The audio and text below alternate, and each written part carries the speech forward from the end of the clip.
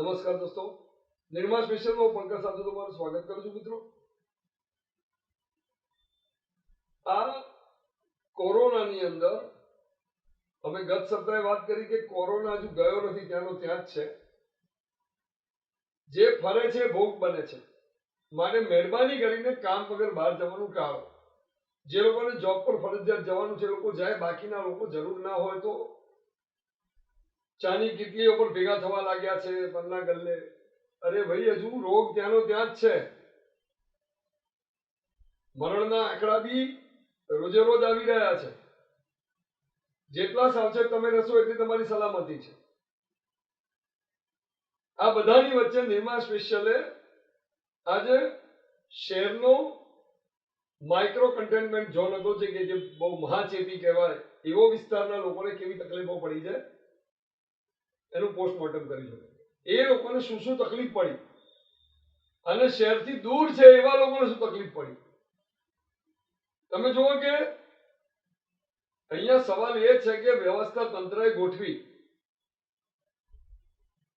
પણ એ પ્રમાણે ચાલે છે કે કેમ? મારી પોતાની વાત કરું, મારા ઘરે મારા મોટા ભાઈ વિદેશથી આવ્યા, 12 દિવસમાં 14 દિવસ માટે ક્વોરન્ટાઇન કરાયા. 3 દિવસ માંથી 2 દિવસ, 3 પણ નહીં, 2 દિવસ 4 થેલી દૂધી 2 દૂધી 1 થેલી ભીંડા 3 દિવસ આપી ગયા. પછી હોમ ક્વોરન્ટાઇન વાળાને આ વસ્તુ પહોંચાડવાની કોઈ જવાબદારી નિભાવવામાં ના આવી. હવે અમારા નામે તો બિલ ફાટી ગયું હશે 14 દિવસનું. આ છે તકલીફ.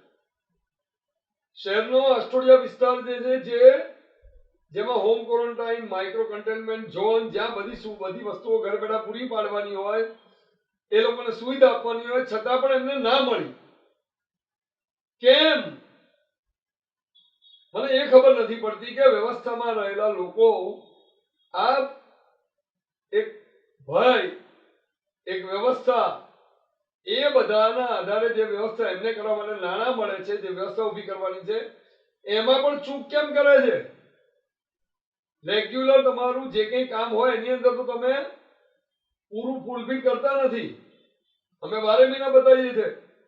નબળું બાંધકામ, નબળી કામગીરીઓ, તૂટી જવું, ફૂટી જવું. કેનાલ જોઈ કેવી તૂટે છે, કેનાલ ગાબડા પડે છે. પણ એ અધિકારી મિત્રો, અહીંયા તો દિલથી કરો. આવો શહેરના એક ઘાટ જે મહાચેપી કહેવાય, માઇક્રો કન્ટેનમેન્ટ ઝોન, એ લોકોને કેવી વેદના છે, સાંભળો એમની વાત. કે લોકોને એકદમ ઘરની બહાર નીકળવું હોય તો પણ મુશ્કેલી હતી. ને એવા સમયે જ્યારે સરકારશ્રીએ એવા સમયે જ્યારે આપવાની કે કંઈ પણ કશું જાહેરાત કરવાની હોય ત્યારે બહુ મોટી મોટી જાહેરાતો કરી હતી. અને એ જાહેરાતોની અંદર કહેવામાં આવ્યું હતું કે તમારે ચિંતા કરવાની કોઈ જરૂર નથી, તમારા ટેસ્ટો કરવામાં આવશે, તમારે હોસ્પિટલમાં દાખલ થવામાં ફ્રીમાં કોઈ પણ ચાર્જ નહીં લેવામાં આવે, સેનેટાઈઝ કરવામાં આવશે. આ બધી પરિસ્થિતિઓથી લોકોને વાકેફ કર્યા હતા. પરંતુ મારે દુઃખદ સાથે કહેવું પડે કે એવી કોઈ પરિસ્થિતિમાં જ્યારે પોરોની અંદર સેનેટાઈઝ તો દૂર, કે અમુક પોરોની અંદર તો શું છે કે કશું જોવા કોઈ ગયું નથી. અને સ્વૈચ્છિક સંસ્થાઓને જ્યારે જાણ થઈ ત્યારે સ્વૈચ્છિક સંસ્થાઓએ આપી છે આવી બધી પરિસ્થિતિઓમાં. કે કોઈ પક્ષની તરફદારી નથી કરતો, પરંતુ જેની પાસે 60 વર્ષનો શાસનનો અનુભવ હોય એ લોકોની પાસે આ લોકોએ અનુભવનો નિચોડ લેવાની જરૂર હતી, સામે ચાલીને જવાની જરૂર હતી. એક સમયમાં જ્યારે આર્થિક મંદી, આર્થિક સંકળામણ થઈ ત્યારે આપણા વડાપ્રધાન શ્રીએ મનમોહન સિંહના ઘેર જઈ એમની સલાહ લીધી હતી. તો આ વખતે બી આ વસ્તુ કરવાની જરૂર હતી કે કોંગ્રેસ પાસે ઘણા બધા ધરતીકંપથી માંડીને ફ્લડ આવ્યા હોય અથવા તો કોઈ બી રાષ્ટ્રીય આપદા આવી હોય એના અનુભવો હતા. આ લોકોએ રાતોરાત લોકડાઉન કર્યું ને પછી જ્યારે રોજના અમદાવાદ શહેરની અંદર 300, ગુજરાતની અંદર 500 કેસ થયા, ત્યારબાદ એ લોકોએ લોકડાઉન ખોલ્યું. એ બહુ આશ્ચર્યજનક વસ્તુ હતી. અને જ્યારે કોઈ બી વસ્તુ દોષનો ટોપલો ઢોરવાનો હોય ત્યારે એ લોકો એક જ વસ્તુ કહેતા હતા કે કોંગ્રેસ કહે છે એટલે લોકડાઉન ખોલ્યું, હવે કોંગ્રેસ એનો વિરોધ કરે છે. પણ ખરેખર તમે જોવા જાઓ તો જૂની વીએસની વાત હતી. તો એ વીએસ ચાલુ નથી કરતા. આજે કોંગ્રેસે કેટલા બધા આંદોલન બધું કર્યા પછી આજે વીએસ તમે ચાલુ કરી, તો સરવાળે એ પરિસ્થિતિ ઊભી થાય છે કે જેની પાસે અનુભવ છે એનો અનુભવનો નિચોડ લેવો જોઈએ. આ રાષ્ટ્રીય સમસ્યા છે, તો રાષ્ટ્રીય સમસ્યામાં પક્ષાપક્ષી ભૂલી ને કોઈ નાનું નથી થઈ જતું. દરેકે હોશિયાર માણસો એની સલાહ લઈને આગળ વધવું જોઈએ. ઇલેક્ટ્રિકવાળા માનો કે એ કરશે, પણ ઇલેક્ટ્રિકના બિલો આવી ગયા, ટેલિફોનના બિલો આવી ગયા, અને મ્યુનિસિપાલિટીના બિલો વહેંચાવાના શરૂ થઈ ગયા, અને એ લોકો ઉઘરાણી કરે. સ્કૂલોવાળા લોકોએ માનો કે આજે અમે દરરોજ ટીવીમાં જોઈએ છીએ કે સ્કૂલોવાળા માનો કે ફી ઉઘરાવે છે, નહીં તો કે પુસ્તકો નહીં મળે. ફી નહીં આપો તો કે માનો કે તમને સર્ટિફિકેટ આપવાનો હોય. તો આની અંદર સરકારે કડકમાં કડક હાથે કામ લઈ કાયદા બનાવવાની જરૂર છે. અને જે બી માનો કે હોય સ્કૂલો હોય કે હોસ્પિટલોની અંદર માનો કે જો ના માનતા હોય, સરકારના જીઆરઓ ના માનતા હોય, એ ના માનતા હોય, તો એ લોકોને તાત્કાલિક એક્શનથી પગલાં લેવા જોઈએ. બાકી લાલિયાવાડી ચાલે તો આમાં પ્રજા તો દુઃખી થાય છે. સરકારે એમ કીધું કે ભાઈ 15મી ઓગસ્ટ પછી શિક્ષણ કદાચ ખુલશે, પણ આજની તારીખમાં સ્કૂલોવાળા ફી માંગે છે અને ઓનલાઈન કે જે ભણાવવાનું ચાલુ કરી દીધું છે. પણ એક બાજુ ગવર્મેન્ટ અને શિક્ષણ ખાતા એમ કહે છે કે છોકરાઓને મોબાઈલ આપવો નહીં. તો હવે તમે મોબાઈલ વાપરવાની વાત કરો છો. શા માટે મોબાઈલથી ઓનલાઈન શિક્ષણ શા માટે આપવું?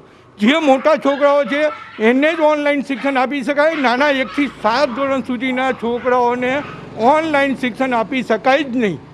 એના માટે ગવર્મેન્ટ કેમ કોઈ પગલાં નથી લેતી? જાહેરાત પર લાભ તો મળે જ બધાને, પણ આ કોરોનાને આવ્યો કેવી રીતે? જ્યારે કેજરીવાલ મસ્જિદમાં દિલ્હીની મસ્જિદમાં મૌલાનાએ બધા વિદોષોને કાર્યક્રમ રાખવાનો હતો, તો એકદમ લોકડાઉન આવ્યું અને ત્યાં કાર્યક્રમ રાખ્યા તો બધા વિદેશથી ઘૂસી ગયા, મસ્જિદમાં ઘૂસી ગયા. કેજરીવાલને ખબર હતી છતાં એ ના બોલ્યા. મોદી અને કેજરીવાલને પણ લડ્યા હતા. છાપામાં આવ્યું હતું, મોબાઈલમાં આવેલું ને ટીવીમાં બોલેલા. મોદી ખુદ કેજરીવાલને લડ્યા હતા કે તમે આ લોકો મૌલાનાને કેમ ઘૂસવા દીધા. ત્યારે આ કોરોના એકદમ આપણા દેશમાં, ભારતમાં વ્યાપી ગયો આટલો બધો. નહીં આ કોરોના આટલો બધો આવત નહીં. તકલીફ કેટલી પડી લોકડાઉનમાં? તકલીફ તો પડે જ છે લોકડાઉનમાં. સિટીઝન ઉંમરલાયક માણસ કેટલી તકલીફ પડી? તકલીફ પડે છે, પણ એ સારા માટે છે લોકડાઉન, કે આપણને કોરોના લાગે નહીં એટલા માટે છે. પણ સરકારી જાહેરાત પ્રમાણે લોકોને સુવિધા નથી મળી, એને માટે શું કહેશો? હવે સરકારી સુવિધા ના મળતી હોય, વચ્ચે ખાઈ જતા હોય તો કોને ખબર? કોઈ 1 રૂપિયો જમા નથી થયો. અમે ટેક્સ ભર્યા, બધું ભર્યું, અમારા ખાતામાં હજુ સુધી 1 રૂપિયો જમા નથી થયો. જેમ કે અમને જાહેરાત કરી હતી કે ટેક્સ ભરશે એના પૈસા મળશે. અમે ટેક્સ ભરીએ છીએ, અમારી સુધી હજુ કોઈ લાભ પહોંચ્યો નથી. અમને કોઈ લોનનો લાભ નથી મળ્યો. અમે જે લોનો લઈને કાર્ય કરેલા છે એ લોકો અમારી ઉપર એટલું પ્રેશરાઇઝ કરે છે, જેથી કરીને અમારે એ પૈસા ક્યાંથી ભરવા એ હજુ અમારા અનુકૂળ થયું નથી. બરાબર. આજની તારીખમાં મારા ઘરનો પોતાનો ખર્ચો કાઢવા માટે મારે શું કરવું પડે છે એ મને પોતાને ખબર છે. હું કાળી મજૂરી બી કરવા તૈયાર છું, પણ કામ બી નથી મળતું. કામ લોકો નોકરી ધંધોથી બેરોજગાર કરી નાખ્યા છે. એવો સમયગાળો દુકાળ આવી ગયો છે, એવો સમયગાળો આવી ગયો છે. સિનિયર સિટીઝન માટે કોઈ વસ્તુ બહાર આવી નથી. બરાબર. અમે લોકડાઉનમાં 3 મહિનાથી સહન કર્યું. બરાબર. અમારા ઘરમાં જે હતું એ અમે જમ્યા અને ખાધું પીધું. બાકી પોળવાળાએ બિલકુલ અમને સપોર્ટ કર્યો. શાકભાજી લાયા, દૂધ લાયા, બીજું બધું લાયા. પણ અમારા પોળની અંદર જેટલા બધા કેસ હતા અને જે બીજે બધે એને અમારા ત્યાં આગળ કોઈ સરકારી મદદ મળી નથી. એમ કોઈને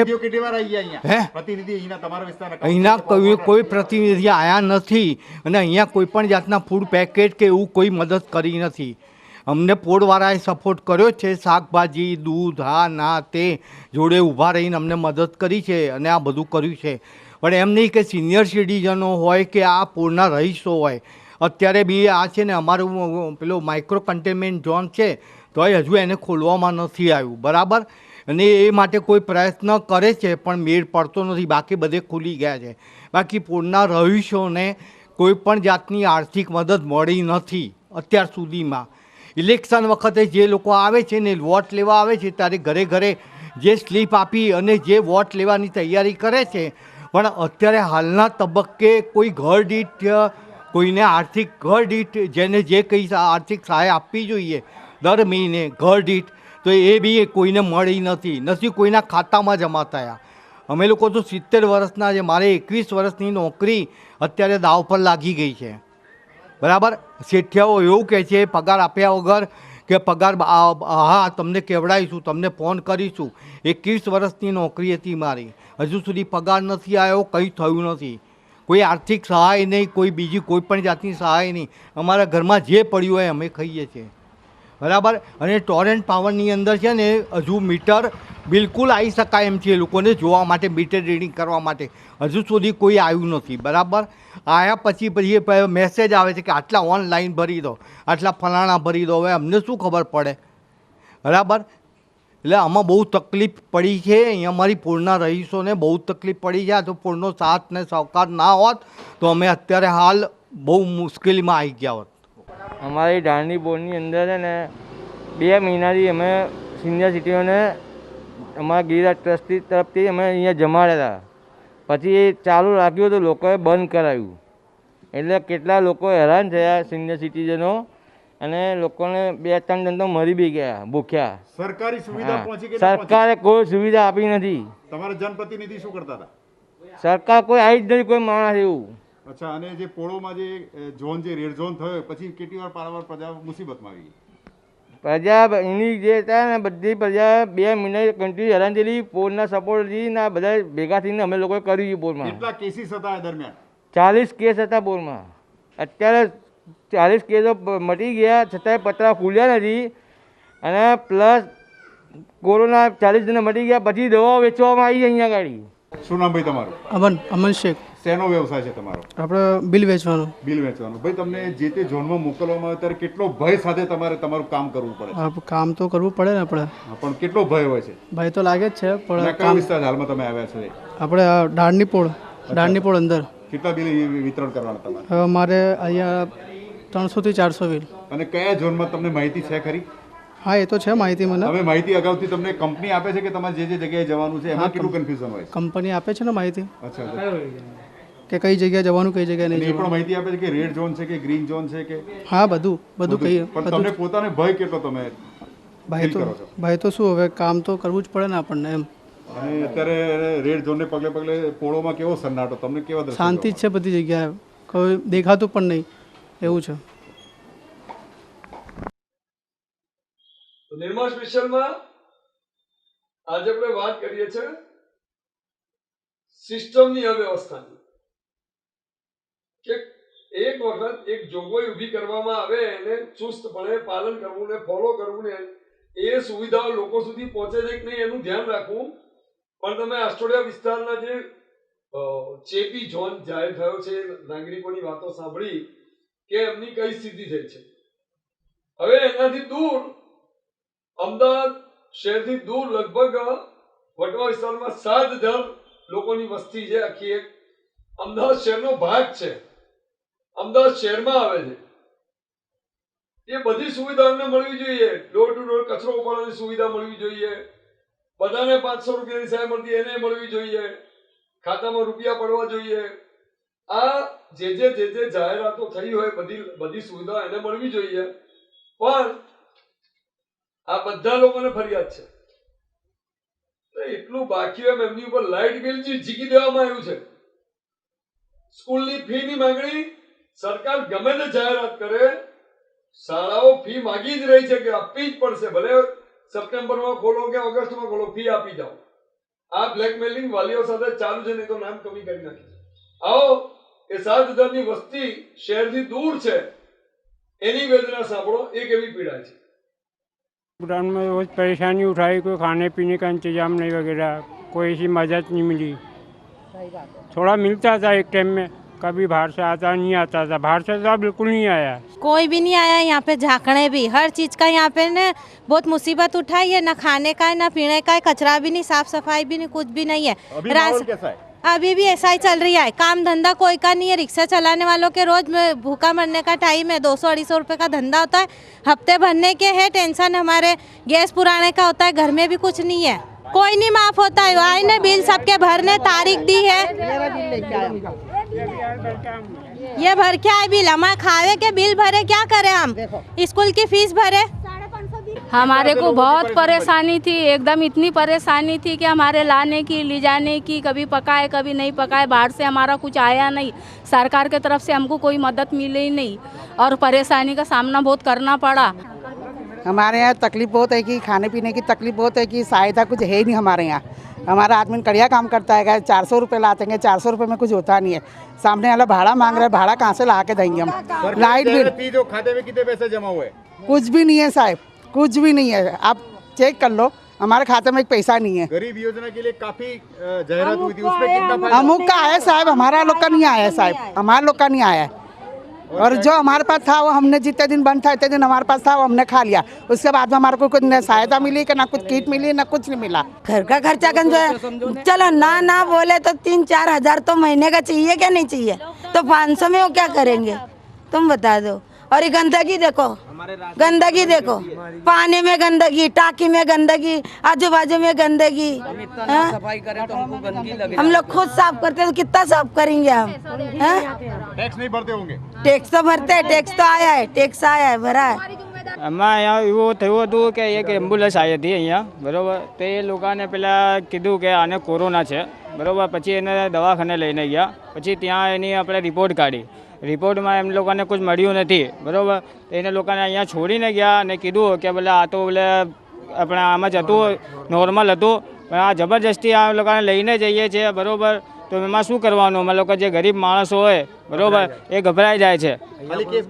ખાલી કેસ બતાવવા માટે આ બધું લોકો કરે છે ને રોગચાળો તો અહીંયા નથી। અહીંયા તો કેસ પણ નહીં આવ્યા હતા, વટવા તો અહીંયા ગ્રીન ઝોનમાં જ હતું। અહીંયા સામાન્ય માણસ રહે છે।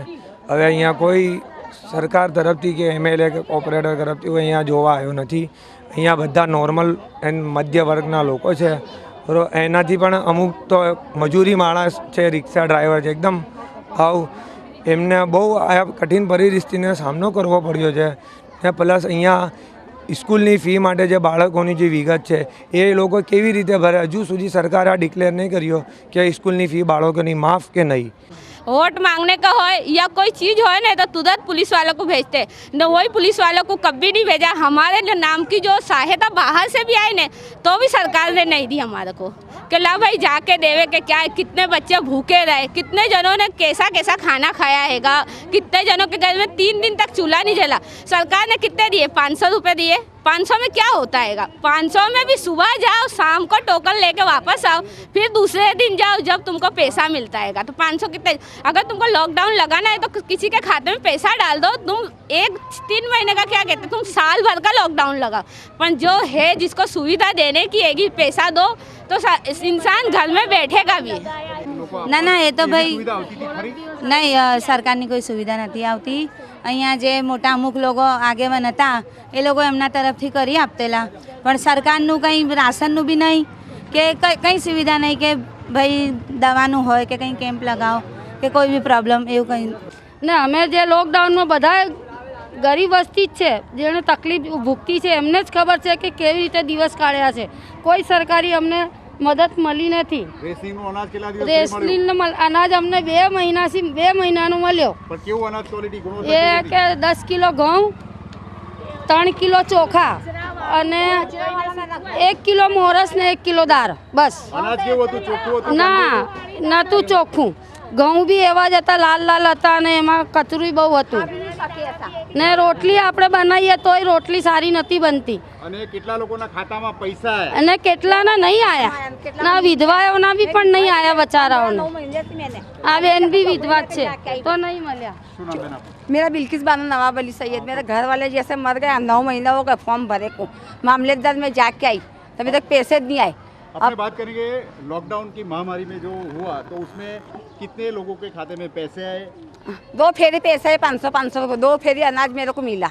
और जाहिरात कितनी थी? जाहिरात यहाँ से मेरे बाहर चली है, 3 महीने की जाहिरात थी हमारे। और मिले कितने पैसे? 1000 रुपये दिए, 2 फेरी 500 रुपये का, 2 फेरी अनाज दिया। इसमें अनाज तो देखा, अनाज देखा तो ऐसा अनाज मिला तो अपने फेंक दो, ऐसा अनाज मिला। घर में खाने पीने वाले कितने आदमी रहते हैं? मेरे 2 छोकरे है कि मेरे घर वाले मर गए जैसे अंधे होंगी। ये छोकरा मेरे को दे रहा है जब मेरा घर चलते ला।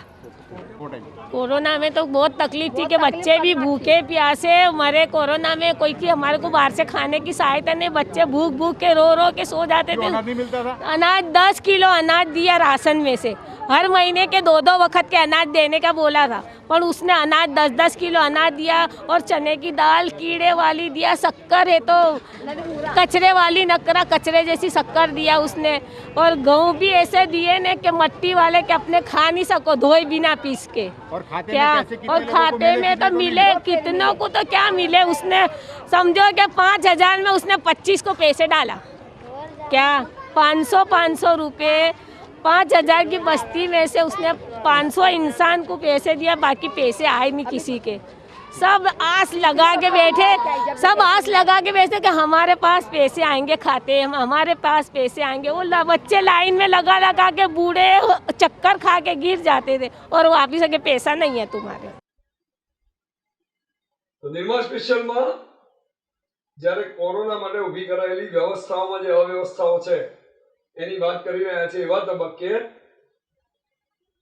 ચોમાસું આવી રહ્યું છે। અંતમાં તમને ખાસ જણાવી દઉં કે ચોમાસું આવી રહ્યું છે અને કદાચ વરસાદ ચાલુ બી થઈ ગયો છે, રાત્રે ધડધડાટ વરસાદ પડે છે। આવા તબક્કે ભેજમાં કોરોનાના ચેપનું પ્રમાણ વધવાનું છે। એ હાલતમાં બી સાફ સફાઈનો અભાવ છે। આ હાલતમાં પણ એ તંત્ર એ ધ્યાન નથી રાખી રહ્યું કે સાફ સફાઈ નહીં રાખવામાં આવે તો લોકોની શું સ્થિતિ થશે। આ સિવાય અનેક બીજી સમસ્યાઓ પણ એમાં પ્રજાજનોની છે કે ભાઈ ફી તો માફ કરાવો, લાઇટ બિલનું તો કરો, ડોર ટુ ડોરની સર્વિસ નથી મળી રહી, કોઈ કચરો લેવા નથી આવી રહ્યું, ઘણી બધી પ્રજાજનોની ફરિયાદ છે। સાંભળો એમની વેદનાની વાત। ना 5,000 से ज्यादा बस्ती है हमारी, 5,000 से ज्यादा। ना कोई झाड़ू वाला है, ना कोई सफाई वाला है, ना पानी की वो है सहायता, और ना दवा ये वो। इतनी तंगी में पब्लिक के पास पैसा नहीं है, काम धंधा नहीं है, बाहर जाने का नहीं, पुलिस मार के भगाती, नाके पे भी जाते तो क्या। और बीमारी का प्रमाण कहता है किस प्रकार की बीमारी ज्यादा है यहाँ? बीमारियां नहीं है, बीमारी तो हमारे अल्लाह के। लेकिन अभी बारिश के हिसाब से कौन सी बीमारियां फैलेगी? गंदगी से मच्छर होंगे, कीड़े होंगे, उसी से बीमारी फैलेगी। तो साफ सफाई की हमको जरूरत है कि देखो क्या साफ सफाई की, कीचड़ है, पानी है, कचरा है, ये वो मच्छर होंगे तो दुनिया की बीमारी। क्या बच्चों के लिए बीमारी, बुखार आएगी, कोलेरा फैलेगा। क्या तो हमको साफ सफाई की जरूरत, बाकी कोई करते कोई नहीं आता यहाँ। ने सरकार यूँ कहती थी कि लाइट बिल है, घर का भाड़ा है, 2 नंबर की लाइट है, 1 नंबर की लाइट है, या भाड़ा है हमारे तरफ से माफ 3 महीने का। तो फिर ये नाइंसाफी क्यों? 3 महीने के बाद लाइट का फट ही आता है। इतना बड़ा बिल सरकार कहाँ से लाएगी? गरीब बस्ती कहाँ से लाएगी? आदमी 3 महीने से घर है, ना रिक्शा चालू है, ना खाना है, ना उनके बच्चों का दवा दारू है, दवा दारू भी नहीं है। दवा खाने जाते हैं, कोई भी परेशानी आती है तो बोले कोरोना है, हर चीज़ में बोलते हैं कोरोना है। तो पब्लिक आधी डर के मारे कोरोना में भी नहीं जाती, कि डर के मारे कोई दवा लेने भी नहीं, कोई सहूलत गरीब बस्ती को बरोबर मिली। सरकार ने इतना पैसा डाला, सरकार ने पैसा डाला गरीब बस्ती के लिए कि हम डिक्लेयर करेंगे पैसा मिलेगा, पर गरीब बस्ती को पैसा हक्का मिला नहीं, बिल्कुल भी नहीं मिला। मिलता है, कैसा मिलता है? इतनी बड़ी बड़ी लाइनें लगाना पड़ती है, 300 के 60 तक लाइन लगाओ, उसके बाद भी बैग वाले कहते हैं रिसेट पड़ गए, हमारा खाने का डिनर है। इतने बुजुर्ग इंसान बुढ़े बेचारे लाइन में लगाते, 108 के तबीयत खराब होती है, वही वापस ही बैग में से दवा खाने जाते। पर सरकार हंदी हो गई, कुछ देख सकती नहीं है। गरीबों के ऊपर बरोबर नहीं, खाली बोल देते हैं, डिक्लेयर करते हम यूँ करेंगे। पुलिस के तरफ से डिक्लेयर हुआ था, हम है तुम्हारे तरफ, वहाँ पे भी नहीं है ना इंसाफी। पुलिस वाले भी ना अत्याचारी करते, बाद तबीयत के लिए आदमी लेके जाते, उसको 100 फेरी उठ बैठ कराते, आदमियों को 100 फेरी उठ बैठ कराता। आदमी डर के मारे बाहर नहीं निकल सकता, औरत को दवा खाने नहीं ले जा सकता, और कुछ कर सकते नहीं है। ये सरकार की नाइंसाफी। तो निर्मा स्पेशल में आ હતી વાત કોરોનાની થયેલી વ્યવસ્થામાં અવ્યવસ્થાની। એક સિસ્ટમની કરુણતા છે કે આ મહામારી માટે કેન્દ્ર સરકાર, રાજ્ય સરકાર, કોર્પોરેશન એક ફંડ ફાળવે, અધિકારીઓને કે આનો ઉપયોગ કરો ને લોકોને રાહત પહોંચાડો, સુવિધાઓ પહોંચાડો, પણ આ જોગવાઈ હોવા છતાં ન પહોંચે એનાથી મોટી ટ્રેજેડી શું? માટે મિત્રો સવાલ હવે એ છે કે તમારી જાગૃતતા તમને બચાવશે. કદાચ કોરોના ના ગયો અને જેમ કે HIV એડ્સ રોકાઈ ગયો છે, એની કોઈ રસી નથી, થાય એટલે તમામ એની સાથે જીવવાની ટેવ વળવાની, એમ કદાચ આ રોગ નથી જતો, એની સાથે જ જીવવાનું છે. તો કેટલી કાળજી લેવી, સલામતી માટે શું પગલાં ભરવા અને કેટલા જાગૃત રહેવું, આ બધી સુવિધાઓ મેળવવા માટે એપ્લિકેશન નાખીને ડિમાન્ડ કરતા રહેવી. માગો તો મળશે, ખખડાવો તો ખુલશે, આપણે ક્યાંક વાંચેલું છે. માગો તો મળશે, માગ્યા કરો. ફરી મળીશું નિર્મા સ્પેશિયલમાં આવતા સપ્તાહે. ત્યાં સુધી મને પંકજ સાધુ રજા આપશો. આવજો.